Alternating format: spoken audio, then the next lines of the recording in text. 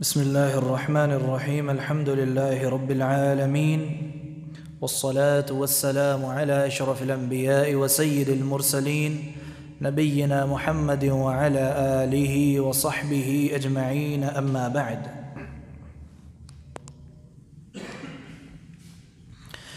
قال الله جل وعلا في كلامه المجيد: أعوذ بالله من الشيطان الرجيم.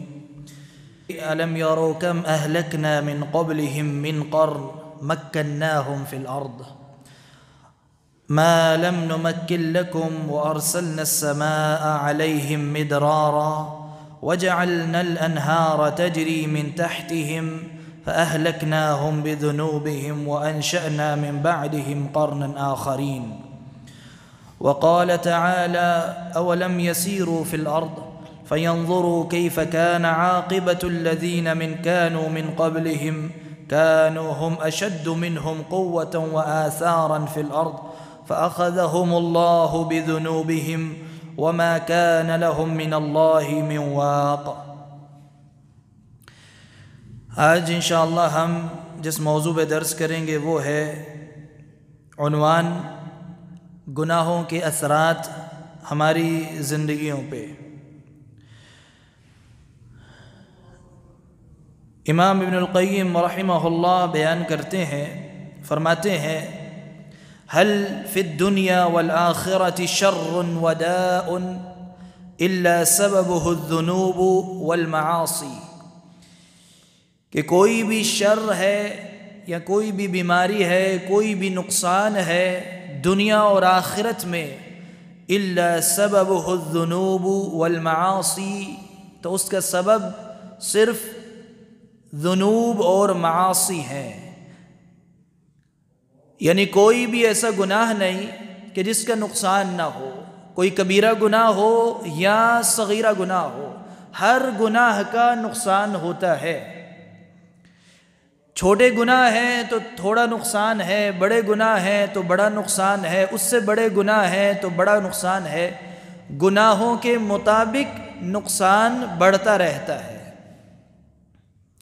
لیکن ہر گناہ کا نقصان ہوتا ہے۔ اور ایک آدمی کے لیے سب سے خطرناک بات یہ ہوتی ہے کہ اگر جب کبھی وہ گناہ کرے اور اس کا نقصان اسے نہ ہو، گناہ کرے اور اس کا نقصان اسے نہ ہو، تو وہ یہ سمجھتا ہے کہ شاید کوئی فرق نہیں پڑتا، تو وہ ایک اور گناہ کرتا ہے۔ پھر اگر نقصان نہیں ہوتا تو پھر ایک اور گناہ کرتا ہے، اور پھر آہستہ آہستہ وہ بھول جاتا ہے کہ میں گناہ کر رہا ہوں، گناہ کو اتنا ہلکا لینے لگ جاتا ہے، اور پھر وہ گناہوں کی دلدل میں پھنس جاتا ہے اور وہ بھول جاتا ہے کہ میں گناہ کر رہا ہوں، اور اس کے دماغ میں یہ بیٹھ جاتا ہے کہ کوئی فرق نہیں پڑتا، جتنے چاہے گناہ کرو۔ یہی سب سے بڑا بندے کے لیے سب سے بڑی مہلک بیماری انسان کے ذہن میں یہی بیٹھ جاتی ہے کہ اگر وہ یہ سمجھ بیٹھے کہ گناہوں کا کوئی اثر نہیں ہوتا یا گناہوں کا کوئی نقصان نہیں ہوتا۔ اور ہم میں سے اکثریت اسی سوچ کے ساتھ زندگی گزار رہی ہے۔ ایک گناہ کرتے ہیں، شروع میں ہمیں ڈر ہوتا ہے کہ گناہ کیا ہے، ہو سکتا ہے میرا کوئی نقصان ہو جائے، اللہ تعالیٰ کی طرف سے مجھے سزا مل جائے، کوئی پکڑ نہ آ جائے۔ لیکن کچھ لمحے گزرنے کے بعد، کچھ وقت گزرنے کے بعد جب ہم دیکھتے ہیں کہ نہیں، کچھ نہیں ہوا، 2 4 5 10 دن گزرتے ہیں، کچھ نہیں ہوا، تو پھر بندہ دوبارہ وہ گناہ کر لیتا ہے۔ پھر دیکھتا ہے کچھ نہیں ہوا، پھر دوبارہ کر لیتا ہے۔ تو یہ چیز سب سے زیادہ خطرناک ہے۔ تو یہ کبھی بھی نہیں سوچنا کہ میں گناہ کر رہا ہوں تو مجھے نقصان نہیں ہو رہا۔ لازمی گناہ سے نقصان ہوتا ہی ہوتا ہے۔ کبھی کبھار اللہ رب العزت فوراً انسان کو نہیں پکڑتا، بلکہ اسے کیا کرتا ہے؟ ڈھیل دے دیتا ہے۔ ہمارے سامنے بہت سارے لوگ ایسے ہیں جو کافر ہیں، بڑے بڑے مجرم قسم کے لوگ ہیں، بڑے بڑے ظالم قسم کے لوگ ہیں، ظلم پہ ظلم کیے جا رہے ہیں، جرم پہ جرم کیے جا رہے ہیں، گناہ پہ گناہ کیے جاتے ہیں، کفر و شرک کر رہے ہیں، لیکن انہیں کوئی دنیا میں سزا نہیں مل رہی، تو اس کا یہ قطعاً مطلب نہیں ہے کہ وہ سزا سے بچ جائیں گے، بلکہ اللہ رب العزت نے انہیں ڈھیل دے دی ہے اللہ تعالیٰ ان کے اوپر، ان کے لیے اللہ تعالیٰ نے بڑے بڑے عذاب تیار کیے۔ کسی کے اوپر تہمت لگانا بہت بڑا گناہ ہے۔ اگر کوئی کسی پہ تہمت لگاتا ہے تو اس کی سزا ہے اسے کوڑے مارے جائیں گے۔ حضرت عائشہ ام المؤمنین رضی اللہ عنہا کے اوپر منافقین نے تہمت لگائی، جس نے لگائی وہ منافقین کا سردار تھا، اس کا نام کیا تھا؟ عبداللہ ابن ابی ابن سلول، جسے رأس المنافقین کہا جاتا تھا۔ رأس المنافقین یعنی منافقوں کا سردار، مدینہ میں منافقوں کا سردار۔ اس نے اتنا بڑا جرم کیا کہ اللہ کے رسول صلی اللہ علیہ وسلم کی زوجہ مطہرہ کے اوپر انگلی اٹھائی، تہمت لگا دی۔ اور بعض لوگوں نے صرف اس بات کو، خبر کو آگے پھیلایا، پھیلانے والوں کو کوڑوں کی سزا ملی، لیکن جس نے اس بات کا، تہمت کا آغاز کیا تھا، اسے کوئی سزا نہیں ملی۔ ہونا تو یہ چاہیے تھا اسے پہلے اور بڑی سزا دی جاتی، لیکن اسے کوئی سزا نہیں ملی۔ اس لیے نہیں کہ اس نے جرم نہیں کیا یا اس کے جرم کی سزا ملے گی نہیں یا جرم کی سزا ہے ہی نہیں، بلکہ اس لیے کہ اس نے اتنا بڑا جرم کیا، اتنا بڑا جرم کیا، اتنا بڑا جرم کیا ہے کہ دنیا کی بڑی سے بڑی سزا بھی اس جرم کا مقابلہ نہیں کر سکتی۔ اس کی سزا کو مؤخر کر دیا گیا۔ اللہ تعالیٰ نے قیامت کے دن اس کے لیے خاص عذاب تیار کر رکھا ہے، وہی خاص عذاب اس کی سزا ہوگی، کیونکہ دنیا میں کوئی اس جرم کی سزا ہے ہی نہیں، ساری سزائیں چھوٹی ہیں۔ تو بعض اوقات بندہ جب گناہوں میں آگے نکل جاتا ہے، بڑھ جاتا ہے، پے در پہ گناہ کرتا رہتا ہے، تو ایک وقت ایسا آتا ہے کہ اسے اتنی لمبی ڈھیل دے دی جاتی ہے، اتنا بڑا گنہگار بن جاتا ہے کہ دنیا کی ساری سزائیں اس کے لیے چھوٹی ہو جاتی ہیں، اور اسے کہاں سزا بھگتنی پڑے گی؟ آخرت میں بھگتنی پڑے گی۔ لیکن جو چھوٹے موٹے گنہگار ہوتے ہیں انہیں دنیا میں ہی سزا ملتی رہتی ہے، اور پھر اس سے گناہ بھی معاف ہوتے رہتے ہیں۔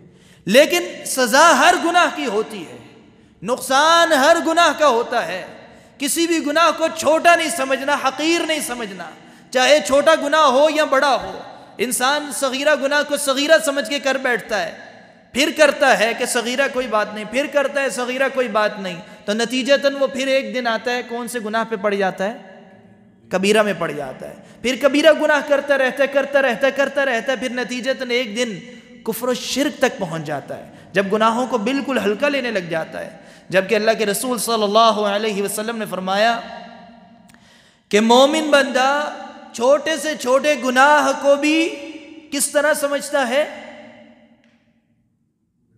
پہاڑ کی طرح سمجھ کے اس سے بچتا ہے۔ چھوٹے سے چھوٹے گناہ کو پہاڑ کی طرح بڑا سمجھ کے اس سے بچتا ہے۔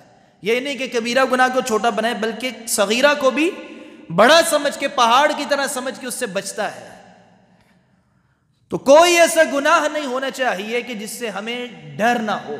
ہر گناہ سے بچنا ہے، اور ہر گناہ کا نقصان دنیا میں ہوتا ہے۔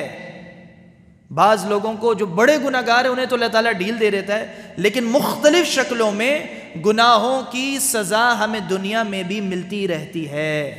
اب وہ سزائیں کیا ملتی ہیں، کن شکلوں میں سزائیں ہوتی ہیں، وہ آج ہم نے پڑھنا ہے۔ اللہ رب العزت نے قرآن پاک میں ارشاد فرمایا، پچھلی اقوام کا ذکر کر کے، بلکہ ہم شروع سے شروع کرتے ہیں۔ ابلیس کو جنت سے کیوں نکالا گیا؟ کیوں نکالا گیا؟ اللہ تعالیٰ کی نافرمانی کی۔ تو اللہ تعالیٰ کی نافرمانی کی تو اللہ تعالیٰ نے اسے جنت سے نکال دیا، اور آدم علیہ السلام کو جنت میں رکھا۔ پھر آدم علیہ السلام کو اللہ تعالیٰ نے حکم دیا وَلَا تَقْرَبَا هَذِهِ الشَّجَرَةِ، دونوں یعنی آدم اور حوا علیہ السلام دونوں کو کہا اس درخت کے قریب نہ جانا۔ وہ درخت کے قریب چلے گئے کہ نہیں گئے؟ درخت کے قریب گئے، اس کا پھل کھایا، نتیجہ کیا نکلا؟ اللہ تعالیٰ نے آدم اور حوا علیہ السلام کو بھی جنت سے اتارا اور زمین کے اوپر رہنے کی جگہ بنا دی۔ جنت سے کیوں نکلے؟ اللہ تعالیٰ کے حکم جو تھا کہ منع کیا تھا اس درخت کے قریب نہیں جانا، درخت کے قریب چلے گئے، کیا سزا ملی؟ جنت سے اتر کے زمین میں آ گئے۔ اللہ رب العزت نے پچھلی امتوں کا ذکر کیا ہے۔ قوم نوح کو اللہ رب العزت نے عذاب دیا، ان کے اوپر طوفان آ گیا۔ کس وجہ سے؟ نافرمانی کی وجہ سے، گناہوں کی وجہ سے۔ قوم عاد نے بڑا تکبر کیا، غرور کیا۔ قرآن پاک میں اللہ تعالیٰ نے ان کے بارے میں فرمایا فَاسْتَكْبَرُوا فِي الْأَرْضِ، انہوں نے زمین کے اوپر تکبر کیا، غرور کیا۔ اللہ رب العزت اور قوم عاد ایسی قوم تھی جو جسمانی اور بدنی اعتبار سے بڑے طاقتور لوگ تھے۔ انہیں اپنے جسمانی طاقت کے اوپر بڑا تکبر تھا، بڑا گمنڈ تھا کہ ہم بڑے طاقتور ہیں، اور کہتے تھے وَقَالُوا مَنْ أَشَدُّ مِنَّا قُوَّةً، قوم عاد کے لوگ کہتے تھے کہ ہم سے زیادہ طاقتور کون ہے؟ اللہ تعالیٰ نے جواب دیا کہ یہ نہیں جانتے ان اللہ الذی خلقہم هو اشد منہم قوہ، کہ وہ اللہ جس نے انہیں پیدا کیا ہے، اتنے بڑے جسم دیے ہیں، جس نے انہیں طاقتور جسم دیے ہیں، وہ ان سے زیادہ طاقت والا ہے۔ ان کو سزا کیا ملی؟ ہوا کا عذاب دیا ان کو۔ ہوا انہیں اٹھاتی تھی اور زور سے زمین کے اوپر پٹخ دیتی تھی، اور ان کی گردنیں ان کے دھڑ سے الگ ہو جاتی تھی۔ کس وجہ سے؟ زمین کے اوپر اللہ تعالیٰ کی فرما برداری کرنے کی بجائے انہوں نے کیا کیا؟ تکبر اور غرور کیا، اللہ تعالیٰ کی نافرمانی کی۔ قوم سمود کے اوپر چیخ کا عذاب آیا، چیخ سے ساری کی ساری بستی تباہ ہو گئی۔ کیوں؟ اللہ تعالیٰ کی نافرمانی کی۔ قارون کے پاس بہت بڑا مال تھا، مال کے خزانے تھے، انبار لگا ہوا تھا۔ اللہ تعالیٰ نے اس کا ذکر کیا قرآن پاک میں، ان قارون کان من قوم موسیٰ فبغى علیہم وآتیناہ من الکنوز ما ان مفاتحہ لتنوء بالعصبۃ اولي القوہ۔ قارون موسیٰ علیہ السلام کی قوم سے تھا، لیکن بغاوت کی، اور اس کے پاس خزانے تھے۔ اللہ تعالیٰ فرماتے ہیں ہم نے اس کو ایسے خزانے دیے کہ اس کے خزانوں کی جو چابیاں تھیں وہ بڑے بڑے قافلوں کی شکل میں طاقت کے ساتھ کھینچی جاتی تھی، اتنے زیادہ اس کے خزانے تھے کہ ان کی چابیوں کے ڈھیر لگے ہوئے تھے۔ لیکن نتیجہ کیا نکلا؟ فَخَسَفْنَا بِهِ وَبِدَارِهِ الْأَرْضِ، جب اس نے تکبر کیا، غرور کیا، اللہ تعالیٰ کی نافرمانی کی، فَخَسَفْنَا بِهِ وَبِدَارِهِ الْأَرْضِ، اسے بھی زمین میں دھنسا دیا، اور اس کے جو کچھ محلات تھے، گھر بار تھے، ساری چیزیں کہاں چلی گئیں؟ زمین میں دھنسا دی گئیں۔ یہ پچھلی قومیں اور امتوں کا حال اللہ تعالیٰ نے کن کے لیے بیان کیا ہے؟ قرآن میں کن کے لیے بیان کیا گیا ہے؟ یہ کوئی کہانیاں تو نہیں ہے کہ خالی پڑھیں اور مزے لیے اور آگے چلے گئے۔ کس کے لیے بیان کیا گیا ہے؟ ہمارے لیے بیان کیا گیا ہے۔ ہمارے لیے بیان کیا گیا ہے کہ تم ایسی حرکتیں نہ کرو۔ اللہ تعالیٰ آج بھی قادر ہے وہی سزائیں دینے پہ۔ اللہ تعالیٰ نے جو سزائیں پچھلی امتوں کو دیں، پچھلی قوموں کو دیں، وہ سزائیں آج بھی اللہ رب العزت دے سکتا ہے کہ نہیں دے سکتا؟ اللہ تعالیٰ قادر ہے کہ نہیں ہے؟ قدرت ختم ہوگی معاذ اللہ، اللہ تعالیٰ آج بھی قادر ہے، سزائیں دے سکتا ہے۔ اور جتنا قیامت کے قریب زمانہ جاتا جائے گا، یہ دھنسنے والا کام دوبارہ آئے گا۔ قیامت کے قریب بھی خسف بھی ہوگا اور مسخ بھی ہوگا، لوگ زمین میں دھنسائے بھی جائیں گے، اور لوگوں کی شکلیں سزا کے طور پہ بگاڑ بھی دی جائیں گی۔ جیسا کہ بنی اسرائیل میں جب بنی اسرائیل کے لوگوں کو حکم دیا گیا کہ تم نے ہفتے کے دن مچھلیاں نہیں پکڑنی، سورہ بقرہ میں واقعہ آتا ہے وَلَقَدْ عَلِمْتُمُ الَّذِينَ اعْتَدُوا بِالسَّبْتِ فَقُلْنَا لَهُمْ كُونُوا قِرَدَةً خَاسِئِينَ، انہوں نے نافرمانی کی، حیلہ اور بہانہ بنایا، ایک نئے طریقے سے جال بچھایا اور کام وہی کیا جس سے منع کیا گیا تھا۔ اللہ تعالیٰ فرماتا ہے ہم نے انہیں کیا بنا دیا؟ قِرَدَةً، بندر بنا دیا، ان کی شکلیں بدل کے انسانوں سے بندر بنا دیے گئے، ذلیل و رسوا ہونے لگے۔ تو یہ سزائیں دوبارہ بھی اللہ تعالیٰ قیامت کے قریب احادیث کے اندر آتا دی جائیں گی کہ لوگ زمین میں بھی دھنسائے جائیں گے گناہوں کے بدلے، گناہوں کی سزا کے طور پہ، اور لوگوں کی شکلیں بھی بگاڑ دی جائیں گی سزا ملتے ہوئے۔ تو یہ پچھلی امتوں کا حال اللہ تعالیٰ نے ہمارے لیے بیان کیا ہے، اور آگے فرمایا سورہ عنکبوت کی آیت کریمہ ہے فَكُلًّا أَخَذْنَا بِذَنبِهِ، ان سب کو ہم نے ان کے گناہوں کی وجہ سے پکڑا۔ یہ پچھلی امتوں کو جو ہم نے پکڑ کی سزائیں دی، ان کے گناہوں کی وجہ سے پکڑا۔ فَمِنْهُمْ مَنْ أَرْسَلْنَا عَلَيْهِ حَاصِبًا وَمِنْهُمْ مَنْ أَخَذَتْهُ الصَّيْحَةُ، ان میں سے بعض ایسے تھے کہ جن کے اوپر ہم نے تیز ہوا کا عذاب بھیجا۔ وَمِنْهُمْ مَنْ أَخَذَتْهُ الصَّيْحَةُ، ان میں سے بعض ایسے تھے جن کے اوپر چیخ کا عذاب بھیجا۔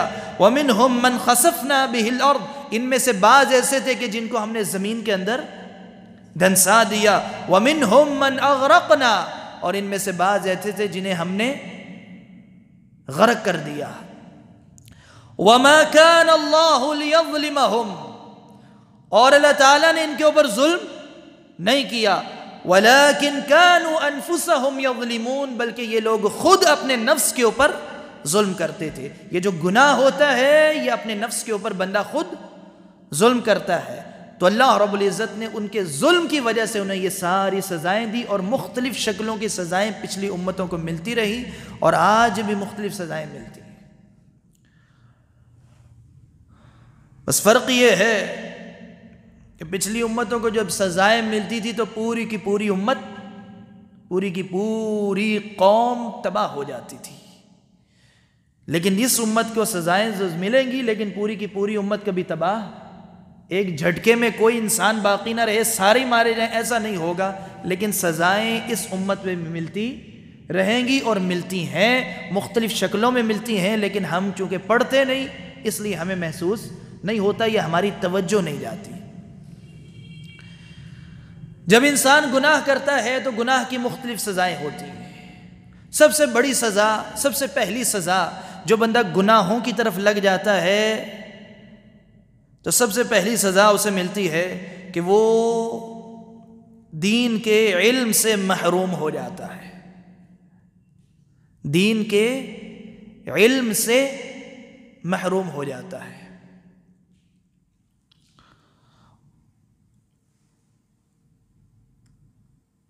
جو بندہ جس کے دل کے اندر گناہ کے ارادے جنم لینے لگ جائیں، گناہ کی لذتیں خواہشیں پیدا ہونے لگ جائیں، تو دین کا علم اس کے دل میں داخل نہیں ہو سکتا، اس لیے کہ قرآن پاک میں اللہ تعالیٰ نے کئی مقامات پہ اس علم کو نور کہا ہے۔ دین کا علم کیا ہے؟ نور ہے۔ قرآن کو بھی نور کہا گیا ہے، اور حدیث میں نماز کو بھی نور کہا گیا ہے، تو یہ دین کیا ہے؟ نور ہے۔ اور جب بندہ گناہ کرنے لگ جاتا ہے تو اس کے دل کے اوپر پردہ پڑ جاتا ہے، اور یہ نور اس کے دل کے اندر داخل نہیں ہو جاتا، تو سب سے پہلا اور بڑا نقصان گناہوں کا یہ ہوتا ہے کہ بندہ دین کے فہم سے، دین کی سمجھ سے جاتا رہتا ہے، دین کے علم سے محروم ہو جاتا ہے۔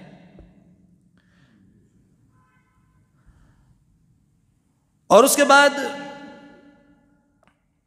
بے شمار نقصانات ہوتے ہیں، جن میں سے ایک اور نقصان کہ رزق کے اندر کمی آنے لگ جاتی ہے۔ جتنا زیادہ بندہ گناہ کرنے لگ جاتا ہے اتنا رزق کم ہونے لگ جاتا ہے۔ اللہ رب العزت نے قرآن پاک میں تقوی کا ذکر کیا اور فرمایا وَمَن يَتَّقِ اللَّهَ يَجْعَل لَّهُ مَخْرَجًا، جو بندہ تقوی اختیار کرے گا اللہ تعالیٰ اس کے لیے مخرج بنائے گا، مشکلات سے نکلنے کے راستے پیدا کرے گا۔ وَيَرْزُقْهُ مِنْ حَيْثُ لَا يَحْتَسِبُ، اور اللہ تعالیٰ اسے وہاں سے رزق دے گا جہاں سے اس نے سوچا بھی نہیں ہوگا، گمان بھی نہیں کیا ہوگا۔ تو بندہ متقی ہوتا ہے تو تقوی کے نتیجے میں کیا ملے گا؟ رزق، مشکلات سے نکلنے کا راستہ، مشکلات سے آسانی۔ تقوی کے نتیجے میں مشکلیں کم ہوں گی، رزق ملے گا، اور اگر تقوی کا الٹ ہو جائے، گناہ بندہ زیادہ کرنے لگ جائے، اللہ تعالیٰ کا ڈر ختم ہو جائے، نافرمانیاں کرنے لگ جائے، تو تقوی کے نتیجے میں جہاں رزق ملتا ہے تو گناہ کے نتیجے میں وہاں رزق کیا ہوگا؟ کم ہونے لگ جائے گا۔ جتنا زیادہ گناہ ہونے لگ جائیں گے اتنا رزق کے اندر کمی آنی جائے گی، جتنا، اور خاص کر کے رزق میں کمی یا برکت اٹھ جائے گی۔ اگر کبھی اسے مال زیادہ مل بھی رہا ہے، بعض اوقات ہوتا ہے بندہ حرام کمائی کما رہا ہے اور گننے میں زیادہ اس کو مل رہے ہیں، وہ سمجھتا ہے میرے پاس تو اتنی زیادہ کمائی ہو رہی ہے، مہینے کے اتنے لاکھ کما رہا ہوں، اتنا زیادہ مال آ رہا ہے، میرے پاس تو رزق ہی رزق ہے۔ لیکن ایسا نہیں ہے، بے شک گنتی کے اندر بعض اوقات اس کے پاس پیسہ زیادہ بھی آ جائے لیکن اسے وہ نفع دینے والا مال نہیں ہوگا، جھٹکے کے اندر نکلنے لگ جائے گا، برکت اٹھ جائے گی۔ زیادہ سے زیادہ مال آنے کے باوجود بھی وہ اس سے مطمئن نہیں ہوگا، برکت اٹھ جائے گی۔ اور کتنے ہی لوگ ایسے ہیں جن کے پاس مال بہت زیادہ آتا ہے لیکن اچانک کوئی بیماری لگ جاتی ہے اور سارے کے سارے پیسے وہاں نکل جاتے ہیں، کوئی حادثہ ہو جاتا ہے اور سارا کمایا ہوا مال وہاں نکل جاتا ہے، کوئی اور نقصان کی شکل سامنے آ جاتی ہے، جتنی کمائی کی ہوتی ہے سارے کا سارا مال وہیں نکل جاتا ہے، سارے کا سارا فوکس اور توجہ ہماری گنتی کی طرف ہوتی ہے، اتنے کمائے ہیں۔ ہمیں چاہیے کس کی طرف توجہ دیں؟ برکت کی طرف توجہ دیں، اور برکت کب پیدا ہوگی؟ جب ہم تقوی اختیار کریں گے اور گناہوں کے اندر کمی کریں گے۔ اور گناہوں میں کمی کرنے کے لیے ہمیں کوشش کرنی پڑتی ہے۔ اچانک بیٹھے بیٹھے بندہ ایسا نہیں ہوتا کہ سارے گناہ چھوڑ دے اور بڑا متقی اور پرہیزگار بن جائے، ایک ایک قدم کے اوپر سوچنا پڑتا ہے کہ یہ کام میں کر رہا ہوں یہ حلال ہے یا حرام ہے، یہ اللہ تعالیٰ کی نافرمانی تو نہیں، ایک ایک قدم کے اوپر رکنا، رک کے زندگی گزارنی پڑتی ہے۔ تو محنت اور کوشش کے ساتھ بندہ گناہوں سے بچتا ہے۔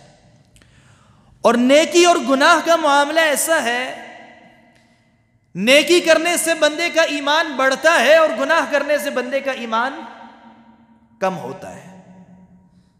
اب یہ پورا پروسیس سمجھنا ہے نیکی اور برائی کا۔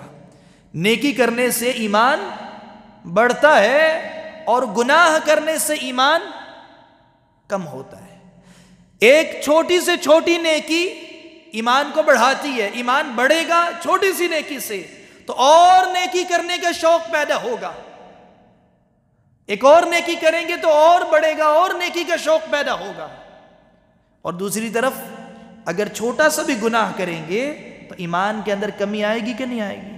اس گناہ کے حساب سے ایمان کم ہوگا، پھر بندہ تھوڑا اور گناہ کی طرف جائے گا اور کم ہوگا، پھر تھوڑا اور گناہ کی طرف جائے گا اور کم ہوگا۔ تو گناہ کی طرف لے کر جاتے ہیں انسان کو، اور اسی طرح نیکی کس کی طرف لے جاتی ہے؟ نیکی کی طرف لے جاتی ہے۔ تو گناہوں سے ہمارا ایمان کم ہوتا ہے اور نیکیوں سے اللہ تعالیٰ کی اطاعت اور فرما برداری سے ایمان بڑھتا ہے، زیادہ ہوتا ہے۔ تو بندے نے کوشش کرنی ہے کہ زیادہ سے زیادہ نیکیوں کا پلڑا اپنا بھاری رکھے، زیادہ سے زیادہ توجہ دے۔ اور اسی لیے حدیث مبارکہ میں آپ صلی اللہ علیہ وسلم نے فرمایا لا تحقرن من المعروف شیئا، کہ نیکی کے کسی کام کو حقیر نہ سمجھو، معمولی نہ سمجھو، ہلکا نہ لو۔ اور گناہ ہلکا بھی ہو، چھوٹا بھی ہو تو اسے کتنا سمجھو؟ پہاڑ کی طرح سمجھو۔ بالکل معاملہ الٹا کرنا ہے، نیکی چھوٹی بھی ہو تو چھوٹا سمجھ کے چھوڑنی نہیں، کیونکہ ہو سکتا ہے وہ چھوٹی سی نیکی آپ کے ایمان کو بڑھائے اور آگے مزید بڑی نیکی کرنے کی اللہ تعالیٰ توفیق دے اور شوق اور رغبت پیدا ہو۔ تو چھوٹی سے چھوٹی نیکی کو چھوٹا نہیں سمجھنا کہ چھوڑ دو، میں کوئی بڑا ہی کام کروں گا، کوئی بڑا نیک کام کروں۔ بعض اوقات ہوتا ہے نا بندے کا کٹ کات بڑھ جاتا ہے، معاشرے میں پیسہ زیادہ آ جاتا ہے، مال زیادہ آ جاتا ہے، تو اس کو کہا جائے نا یار یہ چھوٹا سا کام کر دو، نیک خیر کا کام ہے، تو وہ تکبر اور غرور میں یہاں بھی تکبر آ جاتا ہے۔ یہ بھی ایک تکبر کی شکل ہے، وہ سمجھنے لگ جاتا ہے یہ تو چھوٹا سا کام ہے، میں اتنا بڑا نامور بندہ ہوں، یہ چھوٹا سا کام کروں گا۔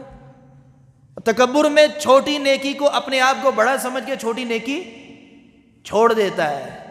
یہ نہیں کرنا. نیکی چھوٹی سے چھوٹی بھی ہو تو اسے بھی حقیر، یعنی ہلکا کام بھی ہو تو اسے بھی چھوٹا نہیں سمجھنا، آسان بھی ہو تو اسے بھی چھوٹا نہیں سمجھنا، بلکہ راستے میں چلتے ہوئے تکلیف دہ چیز بھی ہٹانا کیا ہے؟ نیکی ہے کہ نہیں نیکی؟ درخت لگانا کیا ہے؟ کیا ہے درخت لگانا؟ نیکی ہے کہ نہیں؟ بہت بڑا عظیم کام ہے، اور آج کل تو ویسے اس کی بڑی ضرورت بھی ہے. دنیاوی اینگل سے پوری دنیا چیخ رہی ہے کہ جی درخت بڑھاؤ، درخت لگاؤ، درخت لگاؤ. وہ تو آج چیخ رہی ہے، لیکن اللہ کے رسول صلی اللہ علیہ وسلم نے 1400 سال پہلے ہمیں اس کام کی ترغیب دلا دی اور بڑا اجر و ثواب کا باعث بنایا اس کام کو. تو یہ سارے کام، کوئی بھی کام ہو، چلتے چلتے راستے سے تکلیف دہ چیز ہٹا دیں تو یہ کیا ہے؟ نیکی ہے. کسی کو راستہ پار کروا دینا وہ کیا ہے؟ نیکی ہے. کسی کی مدد کرنا کسی بھی شکل میں، چاہے چلتے چلتے کسی کوئی اپنی گاڑی میں سامان رکھ رہا ہے اور وزنی سامان ہے تو آپ اٹھا کے اس کے ساتھ رکھتے ہیں تو یہ بھی کیا ہے؟ نیکی ہے. یہ چھوٹی چھوٹی نیکیوں کو بھی اگر موقع ملے اور طاقت ہو تو بلا وجہ چھوڑنی نہیں چاہیے. جتنا موقع ملے چھوٹی سے چھوٹی نیکی ضرور کریں. کوئی بندہ پیسے اکٹھے کر رہا ہے مسجد بنانے کے لیے، ضروری نہیں کہ ہر بندہ پوری مسجد بنوائے، اس کے پاس پوری مسجد بنانے کا پیسہ ہو بہت زیادہ، یہ ضروری. کسی کے پاس 1 روپیہ بھی ہے دینے کے لیے تو وہ بھی اپنا حصہ اس میں ڈال دے. یہ نہ سمجھے 1 روپے سے کیا ہونا ہے، یہ نہ سمجھے. تو کسی نیکی کو حقیر نہ سمجھو اور کسی چھوٹے گناہ کو چھوٹا نہ سمجھو. تو گناہوں کو بڑا سمجھو پہاڑ کی طرح تاکہ اسے بندہ بچے، اور نیکی چھوٹی بھی ہو تو اسے بڑا ہی سمجھو، حقیر نہ سمجھو تاکہ بندہ کرے اور پھر آگے ایک اور نیکی آئے گی، پھر ایک اور نیکی آئے گی، ایمان بڑھتا رہے گا. اور گناہوں کے اندر کمی کرتے رہنا ہے تاکہ ہمارا ایمان کم نہ ہو. تو یہ بہت بڑا نقصان ہوتا ہے کہ جب بندہ گناہ کرتا ہے تو اس کی سزا کیا ملتی ہے؟ ایک شکل یہ بھی ہے سزا کی کہ اس کے رزق میں کیا آتی ہے؟ کمی آتی ہے. اسی طرح ہمارے معاملات مشکل ہو جاتے ہیں جتنا زیادہ بندہ گناہ کرتا ہے. گناہوں کا ایک نقصان یہ بھی ہے کہ ہمارے کام مشکل ہو جاتے ہیں، رکاوٹیں پیدا ہونے لگ جاتی ہیں. ایک ایک قدم کے اندر مشکل اور تکلیفوں کا سامنا کرنا پڑتا ہے. اور اس کی دلیل کیا ہے؟ قرآن پاک میں اللہ تعالیٰ نے فرمایا وَمَن يَتَّقِ اللَّهَ يَجْعَلْ لَهُ مِنْ أَمْرِهِ يُسْرًا. وَمَن يَتَّقِ اللَّهَ، جو اللہ سے ڈرے گا، جو بندہ تقوی اختیار کرے گا، يَجْعَلْ لَهُ مِنْ أَمْرِهِ يُسْرًا، اللہ تعالیٰ اس کے امور میں آسانی پیدا کرے گا، اس کے معاملات میں سہولت پیدا کرے گا، آسانی پیدا کرے گا. یہ اللہ تعالیٰ کا وعدہ ہے کہ وہ آسانی پیدا کرے گا. کن لوگوں کے لیے؟ کن کے لیے؟ جو تقوی اختیار کریں گے، متقی بنیں گے. تو تقوی آسانی کی طرف لے کر جاتا ہے، اور جو تقوی کے برعکس نافرمانی کی طرف چلے گا تو نافرمانی کس طرف لے جائے گی؟ مشکل کی طرف لے جائے گی. رکاوٹیں پیدا ہوں گی، دروازے بند ملیں گے، راستے بند ملیں گے، بندے کو سمجھ نہیں آئے گی. ہر کام شروع کرے گا کوئی نہ کوئی مشکل شروع ہو جائے گی، کوئی نہ کوئی رکاوٹ آ جائے گی. آج بہت سارے لوگ کہتے ہیں کہ میں بڑے کام شروع کیے ہیں، یہ کام کرتا ہوں پھر رکاوٹ آ جاتی ہے، پھر یہ کام کرتا ہوں پھر رکاوٹ آ جاتی ہے، پھر یہ کام کرتا ہوں رکاوٹ آ جاتی ہے. رشتے نہیں ہو رہے بچوں کے، کاروبار شروع کرتے ہیں تو کوئی نہ کوئی نقصان ہو جاتا ہے، گھر بناتے ہیں تو کوئی نہ کوئی نقصان ہو جاتا ہے، باہر نکلتے ہیں کوئی حادثہ ہو جاتا ہے. ہمیں لگ رہا ہے کہ ہمیں کسی نے کچھ، سب سے پہلا ذہن کہاں جاتا ہے؟ کوئی نہ کوئی مسئلہ ہمارے ساتھ ہے، کوئی بندش ہے یا کوئی نہ.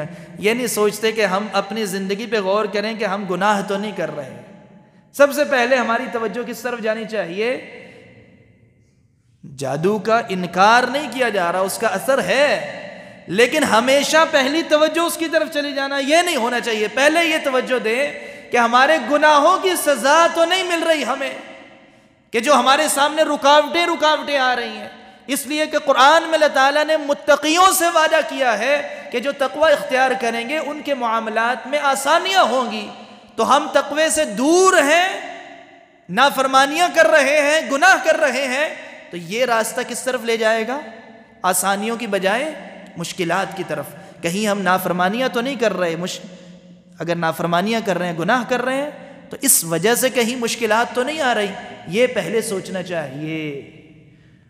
جو بندہ چاہتا ہے اس کی زندگی میں آسانیاں ہی آسانیاں ہوں، وہ کیا کرے؟ گناہوں کو کم سے کم گناہوں کو روکے اور تقوی اختیار کرے، اللہ تعالیٰ کا خوف رکھے، اللہ تعالیٰ اس کے معاملات میں آسانیاں پیدا کرے گا۔ تو کتنے نقصانات میں نے بتائے گناہوں کے۔ نمبر 1 حرمان العلم، علم سے محرومیت۔ دوسرا رزق میں کمی۔ تیسرا معاملات کا سخت ہو جانا، اور جب معاملات سخت ہوتے ہیں لوگ پریشان ہوتے ہیں، پھر ڈپریشن کے مریض بنتے ہیں، ایسے ہی ہوتا ہے کہ نہیں ہوتا؟ پھر شوگر کے مریض بن جاتے ہیں، بے چینی آ جاتی ہے، جس طرف جاتے ہیں وہاں ہی مشکل، اندھیرے چھا جاتے ہیں ان کی زندگیوں میں، سمجھ نہیں آ رہا زندگی کیسے گزارنی ہے۔ اور جو بندہ اللہ تعالیٰ کو یاد رکھتا ہے، اللہ تعالیٰ کا ذکر کرتا رہتا ہے، اللہ تعالیٰ نے قرآن پاک میں اس کے بارے میں فرمایا الا بذکر اللہ تطمئن القلوب۔ اس آیت کا کیا ترجمہ ہے؟ الا بذکر اللہ، خبردار، الا بذکر اللہ، تنبیہ کی جا رہی ہے، یعنی یہ بات بھولنی نہیں ہے، ہمیشہ حاضر رکھو اس بات کو، بذکر اللہ، اللہ کے ذکر سے تطمئن القلوب، دلوں کو اطمینان ملتا ہے۔ جو ذکر کرے گا اس کے دل کو کیا ملے گا؟ اطمینان۔ کتنے لوگ ہیں ہم میں سے جو اللہ کا ذکر کرتے رہتے ہیں؟ کتنے لوگ ہیں؟ نہ ہونے کے برابر ہے۔ میں اور آپ سارے اس معاملے میں کیا ہیں؟ سست ہیں۔ زیادہ ہم غفلت کے اندر ڈوبے ہوئے ہیں۔ تو اللہ کے ذکر سے اطمینان ملتا ہے، ذکر ہم کرتے نہیں اور اطمینان خالی چاہتے ہیں۔ تو اطمینان چاہیے تو کیا کرنا پڑے گا؟ اللہ کا ذکر۔ اور پھر ایک اور آیت کریمہ میں اللہ تعالیٰ نے ارشاد فرمایا وَمَنْ أَعْرَضَ عَنْ ذِكْرِي، جس نے میرے ذکر سے اعراض کیا، جس نے میرے ذکر سے اعراض کیا، منہ پھیرا، فَإِنَّ لَهُ مَعِيشَةً ضَنْكَ، تو اللہ تعالیٰ فرماتے ہیں اس کی زندگی کیسی ہوگی؟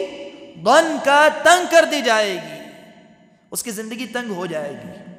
وَنَحْشُرُهُ يَوْمَ الْقِيَامَةِ أَعْمَى، اور قیامت کے دن جب اس کو حشر کے میدان میں کھڑا کیا جائے گا، اس کا حشر کیا جائے گا، تو اسے اندھا بنا دیا جائے گا۔ قال رب لم حشرتنی اعمی، وہ اللہ تعالیٰ سے پوچھے گا اے میرے رب تو مجھے آج اندھا بنا کے میرا حشر کیوں کر رہا ہے؟ وقد كنت بصیرا، جبکہ میں دنیا میں کیا تھا؟ اندھا نہیں تھا، میری بینائی تھی، میں دیکھتا تھا۔